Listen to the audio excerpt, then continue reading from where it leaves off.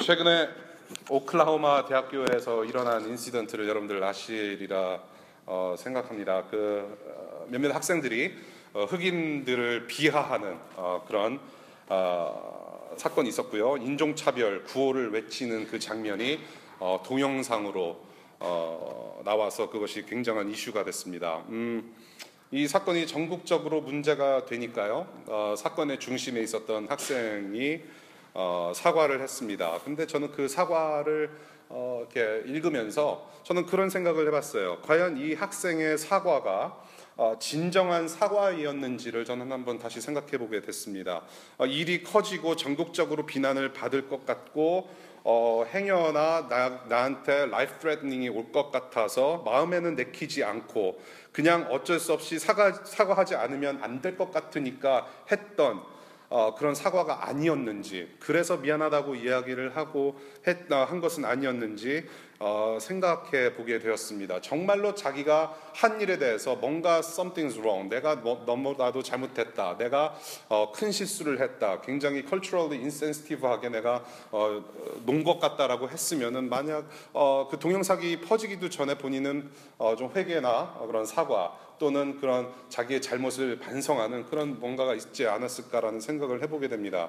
동영상이 찍힌 뒤에 어떠한 조치를 취했고 그 친구가 어떤 마음으로 있었는지는 모르겠지만은 다시 한번 내 스스로를 점검해보는 그런 인시던트라고 저는 봤습니다. 그래서 좀 생각을 해봤어요. 누군가가 몰래카메라를 설치를 해서 저의 일상을 계속해서 본다고 했을 때 과연 나는 떳떳한가? 과연 나는 떳떳한가?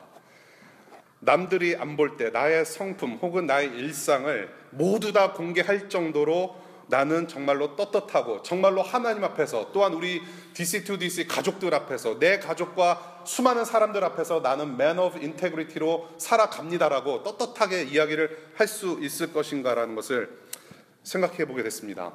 이미 하나님께서는 다 아시고 이미 하나님께서는 저의 허물을 다 보고 계시고 이제는 사람들 앞에서 떳떳지 못한 부분들 있다라는 거 저는 시인해요. 저의 인생을 누군가가 보았을 때 저의 마음의 구석구석, 저의 일상의 구석구석 떳떳지 못한 부분들이 참 많은 것 같아요. 저는 시인합니다. 저와 여러분들이나 다 똑같은 것 같아요. 사실은 하나님 앞에서 우리가 회개해야 될 것들이 있고 우리 지인들한테 사과를 해야 될 것들이 있고 용서를 구해야 될 것들이 있고 미리 용서를 구해야 하는 그런 많은 부분들이 저는 분명히 있을 거라고 저는 생각을 해요. 적어도 이런 학생의 문제만큼은 큰 이슈가 되지 않고 CNN.com에 나와가지고 홍주영이 이랬다, 김승현이 저랬다, 그렇게 나오지는 않을지라도 그런 이슈의 크고 작음을 떠나서 저는 그런 것들이 좀 있다라고 저는 봐요. 저봐 여러분이. 제가 이 DC2DC 교회 사역을 시작하면서 준비하는 기간에 이제 다른 제가 섬겼던 교회를 사임하기 이미 이제 수개월 전부터 계속해서 지인들이 저한테 하신 말씀이 있어요. 지인들이 말씀을 안 하셔도 제가 이렇게 주변 상황이나 이렇게 선배 목사님들을 보면서 제가 스스로 굳게 다짐하고 깨닫게 된 것이 있었는데 무엇이냐면 인격과 성품이 중요하다. 인테그리티. 인격과 성품이 중요하다라는 말씀을 많이 들었어요. 예. 그래서 네가 아무리 설교를 잘하고 사역을 멋지게 할지라도 인격과 성품이 안 되면 나머지는 다 헛거다라는 거.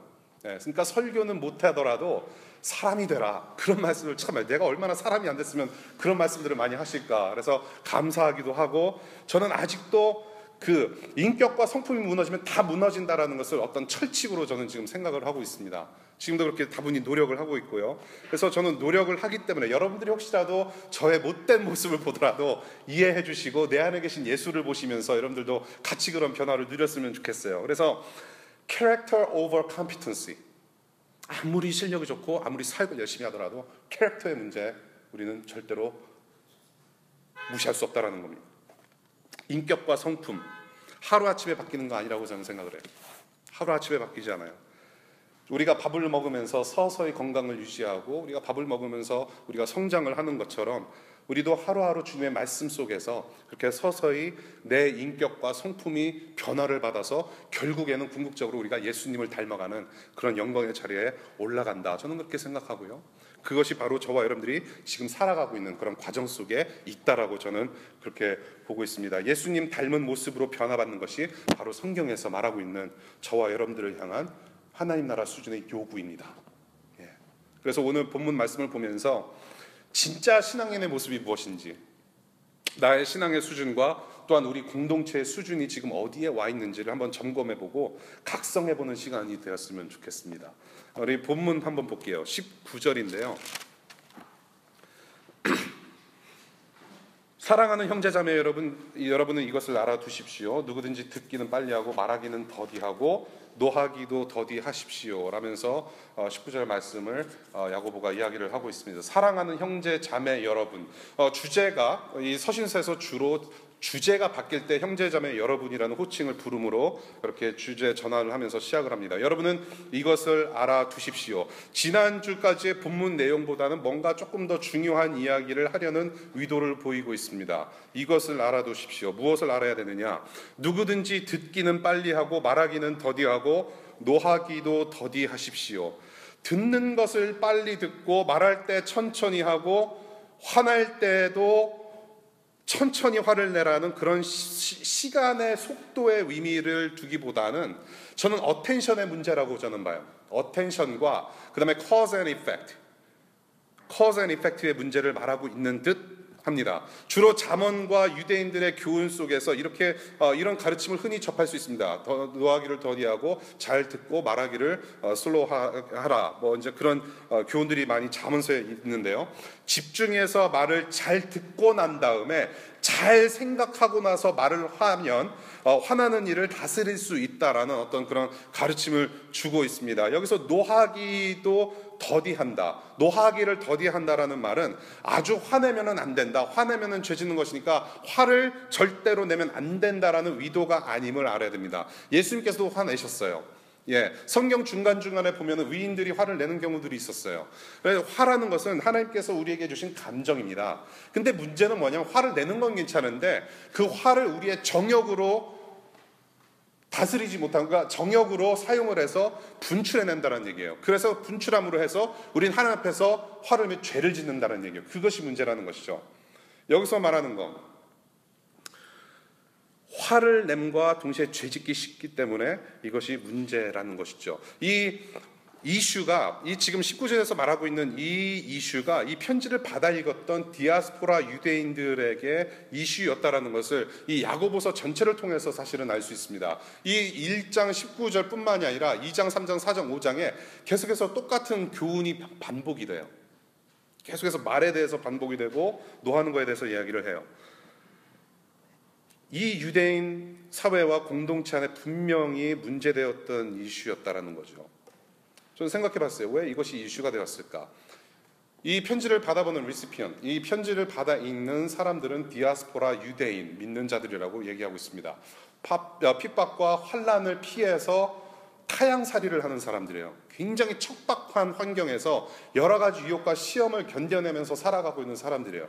그러한 공동체 안에서는 여러 가지 문제가 있을 수 있다고 생각을 해요. 대인관계, 너무나도 힘들기 때문에 짜증도 나요. 그렇게 하다 보니까 서로 이러한 대인관계 속에서 문제가 발생하는 거죠. 여러 가지 말을 듣고 쉽게 대답하고 쉽게 자기의 감정을 노출하는 그런 이슈들이 있을 수 있겠다라는 그런 것을 우리가 짐작할 수 있다는 것이죠. 쉽게 듣고 쉽게 말을 내뱉고 쉽게 자기 감정을 분출하는 모습들, 어디서 많이 보는 모습들이죠. 사실 교회, 청년부, 한인사회, 미국 사회, everywhere. 사람들 모이는 곳에는 이런 문제는 늘 있는 것 같아요. 늘 있어요. 어디든지 다 똑같은 것 같아요. 이러한 모습은 바로 하나님의 의를 이루지 못한다고 20절에서 말씀하고 계십니다. 20절 볼게요. 노하는 사람은 하나님의 의를 이루지 못하기 때문입니다. 너무 쉽게 듣고 너무 쉽게 말하고 너무 쉽게 감정 표현하지 마라. 왜? 하나님의 의를 이루지 못하기 때문이라고 해서 말씀하세요. 바꿔 말해서 하나님의 의를 이루기 위해서는 잘 듣고 잘 생각해서 화를 다스릴 수 있는 정도의 수준에 올라와야 된다라는 얘기를 하시는 거죠. 여기서 하나님의 의를 이루는 것이 무엇인가를 잠깐 한번 고민해 봤으면 좋겠어요. 하나님의 의를 이룬다. 하나님의 의를 이룬다. 간단히 말하자면 doing what God requires of His people. 하나님께서 하나님의 백성들에게 요구하시는 것을 행하는 것, 그것을 이야기를 하고 있습니다. 하나님께서 그의 백성들에게 나타내 보이시는, 요구하시는 하나님의 뜻, 그 명령에 순종하는 것을 이야기를 하고 있습니다. 오늘 후반부에 이 하나님의 의를 이루는 것이 구체적으로 어떤 것인지를 이야기를 하고 있어요. 조금 이따 얘기를 나눌게요. 그 하나님의 의를 이루지 못한다고 얘기하고 있습니다. 누가 이루지 못하느냐? 노하는 사람, 쉽게 노하는 사람, 쉽게 듣고 쉽게 말하고 쉽게 자기의 감정을 분출하는 사람은 할 수 없다라는 이야기를 합니다. 자, 19절하고 한번 연관시켜서 한번 생각해 볼게요. 19절.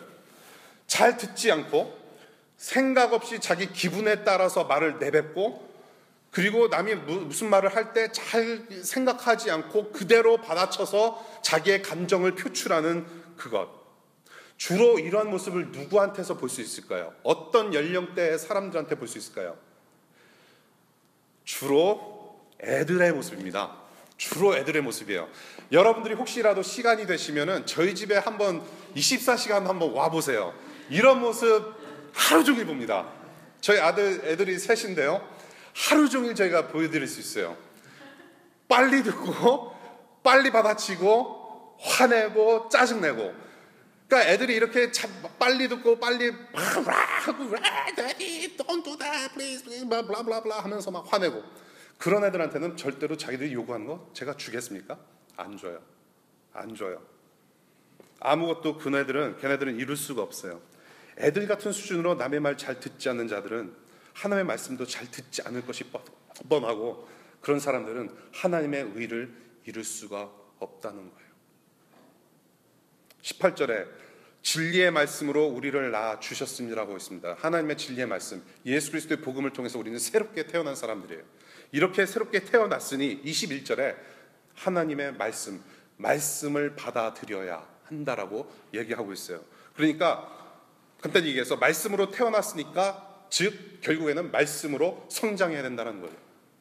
거기에 말씀으로 너네가 태어났는데 그 수준에 머무르지 않고 말씀으로 성장하는 일이 있어야 된다는 것을 이야기를 하고 있습니다. 어떤 수준까지? 애들의 모습을 버리고 하나님의 의를 이룰 수 있는 수준까지.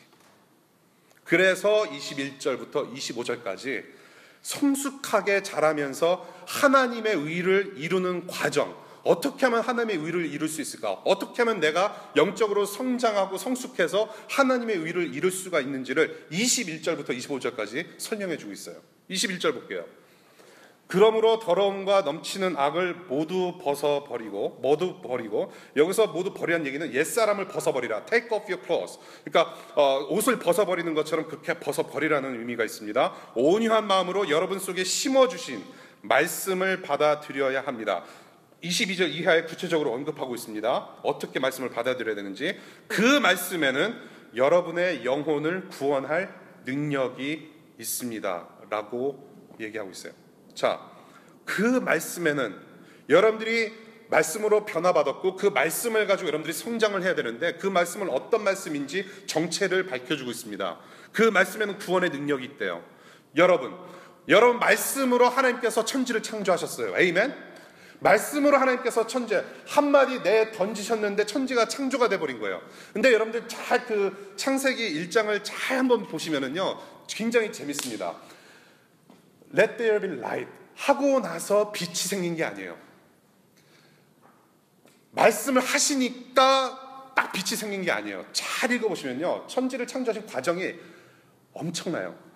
말을 함과 동시에 하나님께서 창조주 하나님께서 말씀을 하심과 동시에 빛이 생겨난 거예요. 굉장히 다른 겁니다. 말씀을 하시니까 빛이 생긴 게 아니라 말씀을 하심과 동시에 빛이 생긴 거예요. 엄청난 능력입니다. 그래서 창조라는 단어, Genesis, God create이라는 단어는 하나님만 어울리는, 하나님께만 적용되는 단어예요. 엄청난 겁니다. 그러한 하나님께서 저와 여러분들을 말씀으로 만드셨어요. 말씀으로 여러분들을 구원하신 줄로 믿습니까? 하나님의 말씀으로 구원하셨어요. 예수 그리스도의 복음, 그 말씀을 우리가 듣고 하나님을 만나게 된 것이에요. 지금 여러분들이 태평양 건너서 대서양 건너서 혹시 사해나 흑해 건너신 분 계신가요? 그쪽 동네에서 오신 분 계신가요? 세계 각국에서 지금 모여 앉아서 예배드리는 여러분들, 하나님의 말씀의 인도함을 받아서 여기에 오신 줄로 저는 믿습니다.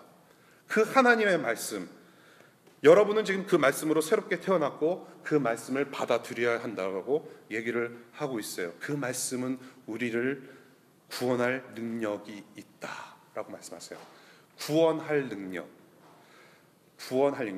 영어 성경 보니까 which is able to save your soul이라고 표현하고 있어요. which is able to save your soul. 이 지금 뉘앙스가 이게 지금 아직 내가 구원을 받지 못했고 앞으로 내가 구원을 받을 것이라는 그런 뉘앙스를 주고 있단 말이죠. 조금 미래형으로 얘기를 하는 것 같아요. 무슨 말씀인지 아시겠어요? 구원할 능력이 말씀이다. 구원할 능력.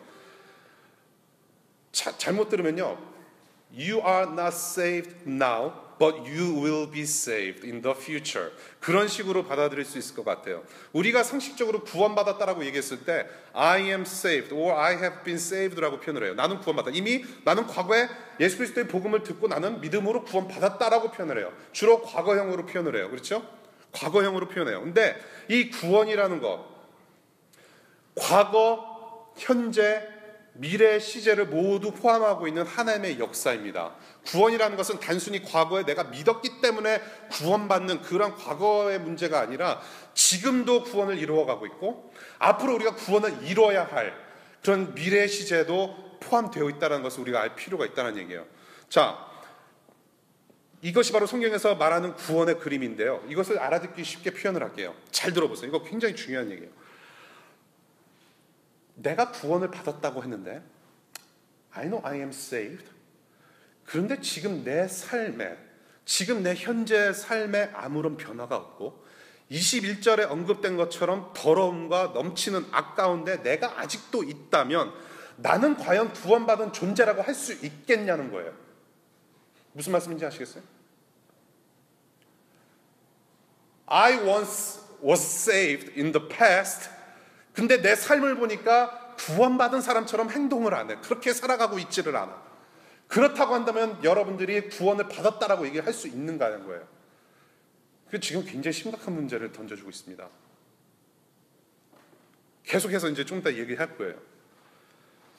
구원을 받았다라면 그 구원의 완성이 되시는 예수님의 모습처럼 내가 영광스럽게 변화받는 삶을 지금 현재 이 시간 right now에도 살고 있냐는 것이에요. 그래서 예수님의 십자가로 내가 구원을 이미 받았지만 지금도 변화받는 과정 속에서 그 가운데 구원의 여정을 걸어가고 있고 그래서 구원의 완성의 영광을 미래에도 누리게 된 것이 바로 구원이라는 얘기를 하는 거예요. 그것이 바로 기독교에서 말하는 구원이에요. 무슨 말씀인지 아시겠습니까?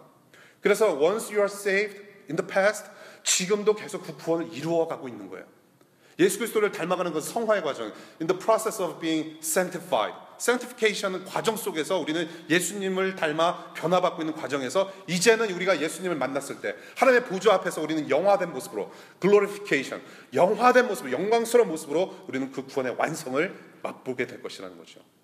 그것이 바로 기독교에서 말하는 구원입니다. 그래서 빌립보서 2장 12절에 어떤 말씀이 있냐면 두렵고 떨리는 마음으로 자기의 구원을 이루어 가십시오. 두렵고 떨리는 마음으로 지금 계속 그 구원의 여정을 계속 밟아가라는 얘기예요. 여러분들 잘 들으셔야 돼요. 이거 굉장히 센시티브한 문제예요. 자칫 잘못 들으면은 내가 맨날 같이 구원을 받아야 되는 존재인가? 그렇게 잘못 생각하실 수 있어요. 아니에요. 한번 구원을 받았으면 그 과정이 반드시 있다는 거예요. 그것을 말씀을 드리고 싶은 거예요. 이 변화 반드시 말씀을 통해서 변화받는 거예요. 말씀을 통해서. 말씀으로 새롭게 태어났으니 말씀으로 자라야 한다. 즉 말씀을 받아들여야 한다고 요구하시는데 바로 그 구체적인 내용이 22절 이하의 내용이에요. 22절 볼게요. 말씀을 행하는 사람이 되십시오. 그저 듣기만 하여 자신을 속이는 사람이 되지 마십시오. 말씀을 받아들이라는 21절의 요구는 바로 말씀을 읽고 말씀을 듣고 그것만 하지 말고 말씀대로 실천하는 삶을 살아라. 말씀대로 따라 살으라는 말씀이에요. 그렇지 않으면 자신을 속이는 거다. cheating한다, deceiving한다라는 표현을 쓰는 거죠. 이것을 가지고 23절과 24절에서 또 풀어줍니다. 23절 볼게요. 재밌는 말씀이에요. 말씀을 듣고도 행하지 않는 사람은 있는 그들의 자기 얼굴을 거울 속으로 들여다보기만 하는 사람과 같습니다. 24절, 이런 사람은 자기의 모습을 보고 떠나가서 그것이 어떠한지를 곧 잊어버리는 사람입니다. 자, 저를 보세요. 여러분들 보시기에 물론 뭐 잘생겼다, 야, 뭐 이렇게 그렇게 뭐 생각하시는 분도 계시고, 뭐 똑같은 얼굴, 머리 큰 거 뭐 자랑이냐라고 이렇게 하시는 분도 계실지 모르겠지만은, 여러분들이 저를 보시기에 거울을 보고 온 사람 같아요? 안 보고 온 사람 같아요? 거울 보고 왔게요? 안 보고 왔게요? 본 것 같죠? 뭐 눈곱 좀 오늘은 제대로 떼어진 것 같고요. 김치가루 없는 것 같고, 예. 여러분들은 어디를 나가기 전에, 어디를 나서기 전에, 사람들 만나기 전에 적어도 한 번은 거울을 보고 나옵니다. 여러분들 중에 혹시라도 오늘 아침에 부랴부랴 11시 반에 일어나서 거울 안 보고 오신 분들 계시면은 나가시면 거울 있어요. 예, 거울 한번 보시면 되는데, 거울을 반드시 봐야 돼요. 뭐 우리 자매님들, 우리 sisters, 어떤 분들은 이제 도화지 같은 이렇게 창백한 얼굴에 이렇게 많이 이렇게 바르고 나오신 분들이 계실 것 같고요. 완전 뭐 술을 놓는 것처럼 이렇게 정성으로, 예, 이게 삑살이 나면 안 되니까 그냥 정성으로 대칭이 돼서 이렇게 잘 올리고, 뭐 이제 그렇게 시간을 많이 보내셔가지고 오신 분들 뭐 계실 거라고 생각하고요. 요즘은 뭐 남자들도 만만찮아요. 꾸미는 게 뭐 거울에 있는 시간 예, 여기는 별로 없는 것 같아요. 아무튼 잘 꾸며가지고 다니는 분들이 많이 생기는 것 같아요. 뭐 요즘 뭐 화장품도 많이 바르고, 뭐 비비크림 한번 바르고 싶은데 뭐 사다 주는 사람이 없으니까 뭐 못 바르겠고, 아무튼 뭐 사달라는 소리는 아니고, 아무튼 뭐 잘 이렇게 꾸미고 다녀요. 예, 밖으로 나가려는데 눈곱이나 이빨 사이에 껴 있는 거 뭐 보고 싶지 않죠. 상대방이 보고 싶지도 않고, 여러분들도 그게 내가 이러고 다녔나 그러면은 완전히 정말로 힘든 거죠. 여러분들 거울 보고서 더 좋게 고치는 것이 저와 여러분들의 일상에서 절대로 빠지지 않는 필수입니다. 필수예요. 이번에 이제 우리가 스프링 타임아웃을 갑니다. 우리 교회에서 맞는 4번째 수양회예요. 이제 수양회라는 이름을 안 쓰고 타임아웃이라고 했습니다. 예, 1박 2일 뭐 24시간도 채 되지 않는 20시간 동안에 어떻게 무슨 수양을 하겠어요. 이게 수양이란 말 빼고 그냥 쉬러 가자. 정말로 말 그대로 쉬러 가는 거예요. 여러분들 부담 갖지 마시고, 혹시라도 이 워싱턴 DC에서 살면서 40불이 아까우신 분들은 저한테 오세요. 제가 내드릴게요. 예. 여러분들 꼭 같이 가셨으면 좋겠어요. 좀 같이 쉬고 같이 먹고 이야기 나누고, 우리가 미국 땅에서 왜 이러고 공부하고 살아가고 있는지, 우리가 왜 이 DC 땅에서 부르심을 받아 살게 되는지를 좀 우리가 하나님의 말씀 가운데 비추어 보면서 좀 이렇게 같이 도전받고 좀 서로 힘이 되는 그런 쉼의 시간을 가졌으면 좋겠어요. 수영회 가면은 꼭 그런 분들 계세요. 화장하시는 분들, 수영할 때는 화장 안 해도 돼요. 화장품 안 들고 가도 돼요. 그냥 이렇게 그냥 기본적인 것만 세수만 하셔도 다 이해해요. 다 이해하고, 뭐 내가 수영할 때 뺑키치를 안 했기 때문에 내 시집 가는데 뭐 문제가 있을 것이다. 절대로 안 그래요. 하나님께서는 뭐 보내주세요. 보내주시는데 지금 같이 갔으면 좋겠어요. 여러분들 진짜 이 안 바르는 그런 내추럴한 그것을 좀 한번 봤으면 좋겠는데, 거울을 보면서 내가 매일같이 시간을 들여서 정해진 시간에 내 삶, 내 자신을 가꾸고 내 외모를 가꾸는 일에 그렇게 신경을 쓰면서, 그렇게 시간 투자하고 그렇게 투자하면서 변화를 주는데, 나의 내면과 나의 인격과 나의 성품과 나의 됨됨이를 위해서는 내가 얼마나 가꾸고 얼마나 투자하고 내가 얼마나 신경을 쓰고 있는지 자문해 볼 필요가 있다는 거예요. 지금 저와 여러분들에게 거울이라는 메타포를 통해서 도전을 주시고 계시는 거예요. 여러분들 취직하기 위해서 얼마나 두근두근거리면서 준비하십니까? 면접관에게 한번 잘 보이기 위해서 이 30분, 1시간, 2시간 이 시간을 잘 보이기 위해서, 아니 30분도 아니죠. 첫 인상, first impression을 좋게 보이기 위해서 거울을 내가 얼마만큼 보면서 준비를 하느냐는 얘기예요. 내가 이 넥타이 색깔이 맞을까? 내가 이 수트가 맞을까? 보면서 자꾸 갈아끼 입잖아요. 여러분들 연애할 때도 똑같잖아요. 연애 안 해보신 분들이 더 많은 것 같긴 하지만서도, 해보세요. 고쳐 입잖아요. 생각해보니까 이빨을 안 닦았으면 이빨에 낀 거 처리해야 되잖아요. 그렇죠? 양치해야 되고. 그렇게 우리가 신경 쓰면서 하나님의 말씀 앞에서는 우리의 태도가 영 아니라는 거죠.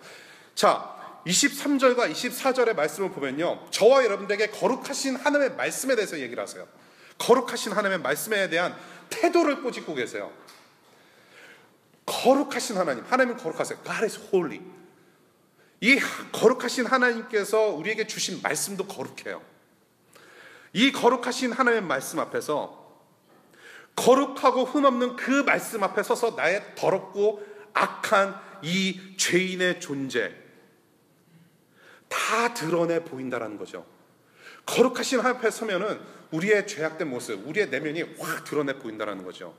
다 그렇게 보이는데, 다 그렇게 보이는 거 알면서 우리는 보는 게 있다는 거예요. 느끼는 게 있는 거예요. 무엇이냐? 내가 얼마나 변화를 받아야 되는 존재인지 알 수가 있고, 이 거룩하신 하나님의 말씀에 내 내면을 한번 반사시켜 보니까 내가 얼마나 죄인이고, 내가 얼마나 주님의 은혜 없이는 살 수 없는 그런 죄인인지 분명한 경각심과 깨달음이 있을 거란 얘기예요. 그리고 그 변화를 위해서 말씀대로 적용하는 삶을 살으라는 그러한 태도, 이 부분에서 좀 꼬집고 계시다는 거죠. 24절 볼게요. 이런 사람은 자기의 모습을 보고 떠나가서 그것이 어떠한지를 곧 잊어버리는 사람입니다. 지금 여기서 말씀하는 게 뭔지 아세요? 자기의 추한 상태를 바꿔 안다라는 얘기입니다. 말씀에 내 삶을 비춰보니까 이렇게 살면 안 되겠구나 알면서도 나간다라는 거예요. 이렇게 살면 안 되겠구나 알면서도 하나님의 말씀 앞에서 무시하고 괜찮다라고 생각하고 등 돌려서 나가는 사람이라는 거죠. 그러한 상태의 모습, 말씀대로 살아보면서 변화받고자 하는 마음의 열정을 회복하시기를 바랍니다. 그거 참 중요해요. 정말로 구원을 받았고 내가 정말로 구원을 이루고 있는 사람이라면 정말로 주님의 말씀 없이는 내가 살아갈 수가 없구나, 내가 주님의 말씀 없이는 내가 호흡할 수 없구나라는 것을 고백할 수밖에 없다라는 것이죠. 그런 고백하시는 여러분들 되기 바라요. 25절 볼게요. 25절은 24절까지의 말씀을 반복하고 정리해주면서 적용과 결론으로 이어주는 기능을 하고 있어요. 25절 볼게요.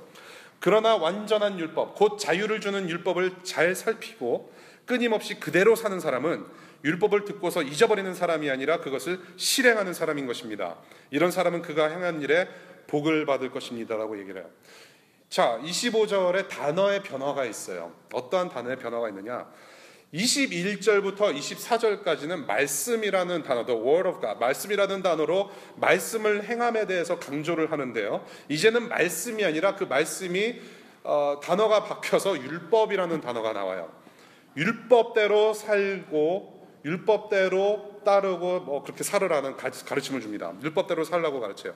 그 율법을 행하는 사람은 또한 복을 누린다라고 이야기를 해요. 같은 말입니다. 말씀을 따라 살아라, 말씀을 듣고 행하라, 율법을 듣고 행하라, 같은 말씀인데 상당한 무게 차이가 있습니다. 왜 율법을 강조하고 있을까요? 왜 하나님의 말씀을 이야기를 하다가 왜 단어의 전환을 했을까라는 생각을 해볼 필요가 있습니다. 이 율법이라는 것, the law of God, 율법이라는 것은 유대인들에게 굉장히 익숙한 단어예요. 익숙한 것입니다. 문화이고 종교예요. 하나님의 계명입니다. 그런데 여기서는 율법주의를 이야기를 하고 있는 건 아니에요. 율법주의자로서 너희들이 율법을 따랐을 경우에 구원을 받을 것이다, 이 율법을 잘 지켜라, 무슨 바리새인과 같이 그런 율법을 잘 지키라는 그런 교훈을 주고 있는 것은 아닙니다. 여기서 말하는 것은 보시다시피 완전한 율법이라고 표현을 해요. 우리를 자유케 하는, 자유를 주는 율법이라고 말하고 있습니다. 로마서 8장 2절에서 그 얘기를 잘 설명해 주고 있습니다. 그것은 그리스도 예수 안에서 생명으로 누리게 하는 성령의 법이 당신을 죄와 죽음의 법에서 해방하여 주었기 때문입니다. 이 성령의 법은 예수 그리스도 안에서 누리는 법이라고 이야기를 하고 있습니다. 예수님께서 새 계명을 주셨어요. 새로운 율법을 주셨어요. 새 계명을 주셨는데 이 계명은 사실은 예수님께서 새롭게 뭔가를 만들어내서 주신 아주 새로운 그런 계명이 아니에요. 뭔가를 어젠다를 만들어내신 것이 아니라 사실은 하나님의 십계명, 하나님의 계명을 다시 잘 정리해 주신 거예요. 그것을 보고 새 계명이라고 하는데 그 새 계명이 뭘까요? 사랑입니다. 하나님을 사랑하고 이웃을 사랑하라는 그 새로운 계명을 주셨어요. 그래서 이 하나님을 사랑하고 이웃을 사랑하라는 새 계명으로 본문 결론을 이끌어가면서 율법이라는 단어를 사용한 것이에요. 새로운 계명이 있으니까 이 계명으로 하나님을 사랑하고 이웃을 사랑하는, 그래서 구원받은 사람으로서의 모습으로 살아가라는 그런 결론으로 이끌고 있다는 거죠. 그것이 바로 25절의 말씀이에요. 지난주에 잠시 언급했던 것처럼 이 율법의 완성, 이 율법의 목적은 바로 무엇이냐? 사랑이에요. 율법의 완성은 사랑이기 때문에 지금 이렇게 율법으로 강조하고 있다는 것입니다. 그래서 26절과 27절은 본문의 적용과 결론을 맺어주고 있어요. 20절에 하나님께서 그 백성들에게 요구하시는 뜻을 행하는 하나님의 의를 이룬다라는 거, 그 율법의 완성을 사랑으로 이루는 구체적인 내용으로 이 1장을 마치고 있습니다. 26절 볼게요. 누가 스스로 경건하다고 생각하면서도 혀를 다스리지 않고 자기 마음을 속이면 이 사람의 신앙은 헛된 것입니다. 여기서 말하는 경건이라는 단어는 릴리저스 한다라는 표현하고 똑같습니다. 릴리전을 얘기를 해요. 그러니까 쉽게 말해서 더 이상 눈으로 보이는 그런 종교적 행위 하지 말고, no more religious ritual, 그런 눈으로 보이는 그런 거 하지 말고, 이제는 외적으로만 하나님을 믿는다고 하지 말고, 이제는 썬데이 크리스찬으로서 예배만 왔다가 가는, 그래서 나는 크리스찬이라고 얘기하지 말고, 그렇게 살지 말고, 겉으로 보이는 신앙은 신앙도 아니다라는 거, 그 얘기하고 있어요. 이것은 제대로 된 신앙, 제대로 된 예배가 아니라고 얘기하고 있습니다.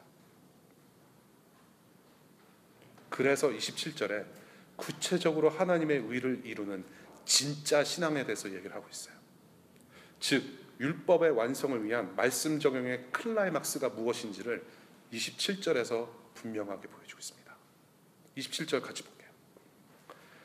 하나님 아버지께서 보시기에 깨끗하고 흠이 없는 경건은 고난을 겪고 있는 고아들과 과부들을 돌보아주며 자기를 지켜서 세속에 물들지 않게 하는 것입니다.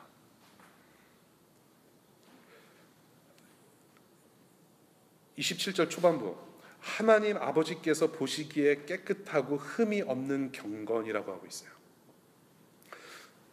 하나님 아버지께서 보시기에 깨끗하고 흠이 없는 경건을 누가 보여주셨을까요? 모델이 한 분 계세요. 예수 그리스도.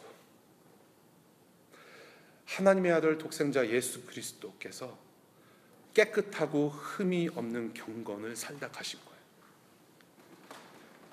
저와 여러분들이 따라야 할 모델, 저와 여러분들이 본받아야 할 모델을 얘기를 하고 있어요. 하나님께서 보시기에 깨끗하고 흠이 없는 경건의 사람. 그래서 저와 여러분들의 변화의 목적, 저와 여러분들이 예수님을 닮아가야 하는 목적, 바로 예수라는 거죠. 예수님을 닮아야 된다. 하나님께서 보시기에 합당한 경건의 삶, 깨끗하고 흠이 없는 경건의 삶, 바로 섬김의 삶이고 사랑의 실천, 그것이 있는 삶이라는 거예요. 그것이 바로 예수님께서 하신 것이에요. I came not to be served, but to serve as a ransom for many. 섬김을 통해서 율법을 완성하신 하나님. 그래서 하나님의 의를 완벽하게 이루시고 나타내신 예수 그리스도. 우리에게도 예수님을 닮으라고 이야기를 하고 계세요. 예수 닮은 모습으로 그러면 어떻게 살아야 할까? 27절에 나와 보여주고 있습니다. 고난을 겪고 있는 고아들과 과부들을 돌봐주고 자기를 지켜서 세속에 물들지 않게 하는 것, 섬김의 삶입니다. 쉐인 클레어본이라는 사람이 있어요. 필라델피아에서 사역하는 분인데, 그 책에서 제가 인용해왔습니다. 제가 한번 읽어드릴게요. 나는 큰 교훈을 얻었다. 그것은 바로 우리가 예수님이 하셨던 일을 하지 않으면서도 예수님을 흠모하고 예배하고 있다는 사실이었다. 우리는 예수님이 설교하셨던 대로 행동하지 않으면서도 예수님의 설교에 갈채를 보내고 그 설교를 반복하고 있다. 우리는 우리의 십자가는 지지 않은 채 예수님의 십자가만 숭배하고 있다. 나는 부유한 크리스찬들이 가난한 사람들을 돌보지 않는 것이 문제가 아니라 가난한 사람들을 모르는 것이 비극임을 깨닫게 되었다. 여러분들 설교 얼마나 많이 들으셨어요? 동영상 설교라는 단어 한번 치면은 엄청 많이 나와요. 물론 여러분들 많이 필터링해서 들으셔야 돼요. 동영상에 있는 설교 다 좋은 거 아니에요. 아주 이상한 분들 참 많아요. 이상한 사람들이 참 많아요. 여러분들 혹시라도 신앙생활 5년 정도 하신 분들이면은 5 곱하기 한 50주, 최소 50주 하면 250편의 설교를 들으신 거예요. Now look at yourself. 여러분들이 예수 그리스도의 복음을 수도 없이 들었을 거예요. 파트너십 다운로드 하신 분들 수도 없이 들으셨을 거예요. 성역 공부 수도 없이 하신 분들 여기 계시죠? KBS를 통해서. 얼마나 많이 예수 그리스도의 복음을 들었을까요? 예수님에 대해서 얼마나 많이 들었을까요? 가서 섬겨라, 봉사해라, 사랑을 실천해라, 이웃을 사랑해야 된다. 얼마나 많이 들었을까요? Now look at yourself. 저는 그래요. 저는 설교 잘하고 싶어요. 정말로. 저는 제가 맡은 것은 그냥 열심히 잘하고 싶어요. 예. 그런데 sometimes 굉장히 이렇게 임프루브를 많이 돼야 된다라는 그런 피드백 많이 들어요. 예. 많이 듣는데 저는 그래도 참 감사해요. 그래도 듣고는 있구나. 듣고는 있구나. 이렇게 피드백을 날려줄 정도로 듣고는 있구나. 근데 저는요, 설교자로서 매주마다 설교를 준비하면서 저는 여러분들한테 부탁하는 것이 있어요. 아니, 바라는 것이 있어요. 그 마음의 그 중심에서 나오는 바람이 뭐냐면은, 강도사님 말씀 좋았어요. 물론 그렇게 하면 저도 인커리지가 돼요. 근데 저는 여러분, 저는 이 말씀을 제 에전다를 얘기하는 것이 아니거든요. 그냥 주님의 말씀을 그대로 해석하고 그냥 그대로 전달할 뿐입니다. 저와 여러분들이 그냥 이 시간에 함께 말씀을 듣는 거예요. 저도 이 말씀 앞에서는 온전치 못해요. 저도 이 말씀, 설교 말씀이 중요하고 이 말씀 같이 받아먹는 사람으로서 저는 여러분들과 함께 나누고 싶은 게 뭐냐면 말씀으로 변화받자는 거예요. 하나님께서 오늘 여러분들에게 우리 공동체에게 주시는 말씀이라면 같이 씨름해보자는 얘기예요. 그래서 정말 말씀이 은혜로웠습니다라는 그냥 인사말보다는 말씀을 잘 전달했구나라는 스스로의 위안보다는 그렇다면 어떻게 살 것이냐는 문제 앞에서 우리는 심각하게 고민을 해봐야 된다는 거예요. 그렇지 않아요? 10년 이상, 20년 이상 신앙생활 하신 분들 그렇지 않습니까? 얼마나 많이 설교를 들었어요. 여러분들이 취직해서 2, 3년 동안 컴퍼니에 들어간다고 보십시다. 삼성에 들어갔다고 보십시다. 2, 3년이 무엇입니까? 여러분들 한 달 안에 그 삼성이 추구하고 있는 모든 어젠다, 모든 비전 스테이먼트, 미션 스테이먼트 알고 있어야 돼요. 삼성맨이라면, 그렇죠? 여러분들이 어느 회사를 가든지, 예를 들어서 조지 워싱턴의 그런 가치를 살리기 위해서, 그렇죠? 노력해야 돼요. 학생회가 한 달만 있어도 그 단체, 그 공동체 비전이 무엇인지 다 알아요. 근데 우리는 그렇게 수많은 설교를 듣고 수많은 시간을 통해서 예수 그리스도의 복음을 들었는데도 변하지 않는다라는 거. 그래서 저는요, 프랙티컬하게 제가 한 가지 나눠드릴게요. 여러분 말씀으로 변화를 받아야 되는데, 여러분들 큐티 하시는 분들, 성경 일독하시는 분들 많잖아요. 이미 정말 이제 창세기 막 지나신 분들 계실 거예요, 그렇죠? 이제 4월달 어프로치 하는데 창세기는 최소한 읽어야 될 거 아니에요, 그렇죠? 창세기 전문가들, 그렇죠? 우리 기독교인들. 주중에 말씀이 읽는 것이 힘들고 적용하는 것이 힘들면요, 그냥 오늘 선포되어지는 주일 말씀 가지고 한 4, 5일을 지나보세요. 정말로. 그러면 안 헷갈려요. 그냥 오늘 들으신 말씀을 가지고 다시 한번 성경 말씀 펴놓고 이게 나한테는 어떻게 적용이 돼야 될까? 씨름해보세요. 간단합니다. 그거부터 시작할 수 있어요. 그리고요, 계속해서 이제 다음 주 본문을 미리 말씀드려요. 그렇게 지난주 본문 말씀을 이미 이제 묵상을 하신 다음에 금요일, 토요일 돼서 말씀을 한번 보세요. 이번 주에 우리 공동체에 주시는 말씀이 무엇인지 미리 한번 읽어보고 기대를 해보세요. 이 말씀이 도대체 무엇을 말씀하고 계시는 건지 생각 한번 해보고 와서 말씀을 듣는 게 엄청난 변화가 있을 거란 얘기예요. 여러분, 이 지금 셰인 클레어본이라는 사람은 실질적으로 섬기고 있는 사람이에요. 마쳐야 되겠네. 한 말씀만 할게요. 필라델피아에 노숙자들이 많습니다. 근데 노숙자들을 섬기고 있는데 이 사람들이 갈 데가 없는 거예요. 가서 잘 데가 없는 거예요.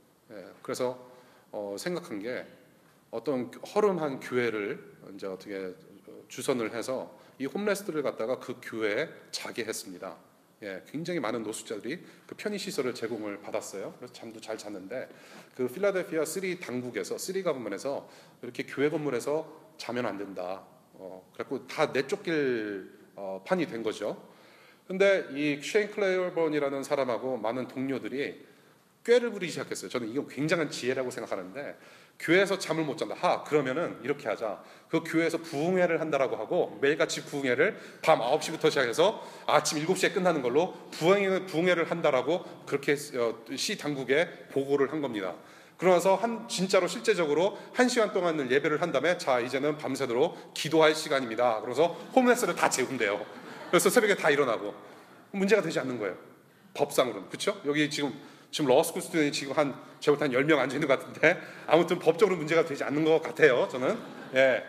그렇게 섬기고 있어요. 여러분, 말씀을 읽고 설교를 듣는 것에서 끝나는 가짜 신앙인이 아니라 실천을 통해서 사랑의 섬김이 진정한 신앙이고 진정한 예배라고 하시는 거예요. 그 예배를 하나님께서 받으시는 예배라고 이사야서 1장에서 말해주고 있어요. 이사야서 1장 보겠습니다. 이 파워포인트도 있는데요. 이사야서 1장 15절부터 17절 보니까 이런 말씀이 있어요. 너희가 팔을 벌리고 기도한다 하더라도 나는 거들떠보지도 않을 것이다. 너희가 아무리 많이 기도를 한다 하여도 나는 듣지 않을 것이다. 너의 손에는 피가 가득하다. 너희는 씻어라. 스스로 정결하게 하여라. 내가 보는 앞에서 너희의 악한 행실을 버려라. 악한 일을 그치고 무엇하는 것을 배워라? 옳은 일을 하는 것을 배워라. 선행을 하라. 정의를 찾아라. 억압받는 사람을 도와주어라. 고아의 송사를 변호하여 주고 과부의 송사를 변론하여 주어라. 결국에는 뭐예요? 이 당시에는 고아 과부들 너무 힘들었어요. 의지할 곳이 없었다는 얘기예요. 그런 사람들 도와줘라. 결국에는 우리의 컨텍스트에서 홈레스들은 물론이고 여러분들 이웃, 여러분들의 친구, 여러분들이 보고 있는 소외된 사람들을 향하여서 손을 내밀고 사랑의 섬김을 실천하라는 거예요. 그것이 바로 하나님께서 받으시는 예배라는 거예요. 아무리 눈 감고 홀리 no, bunch of hypocrites. 그래서 기독교인이 개독교인이 되는 거예요. 말은 다 홀리한데 삶 자체에서 홀리한 게 안 보여요. 그 얘기하는 거예요. 삶의 예배. 요한일서 3장 보겠습니다. 요한일서 3장 17절과 18절 파워포인트입니다. 누구든지 세상 재물을 가지고 있으면서 자기 형제 자매의 궁핍함을 보고도 마음 문을 닫고 도와주지 않으면 어떻게 하나님의 사랑이 그 사람 속에 머물겠습니까? 자녀된 여러분, 우리는 말이나 혀로 사랑하지 말고 행동과 진실함으로 사랑합시다. 이것이 바로 예수님께서 여러분들께 하신 일이에요. 말로 사랑한다는 거 얼마든지 할 수 있어요. 사랑은 동사입니다. It's a verb. 행동하는 거예요. 결국에는 무엇이냐?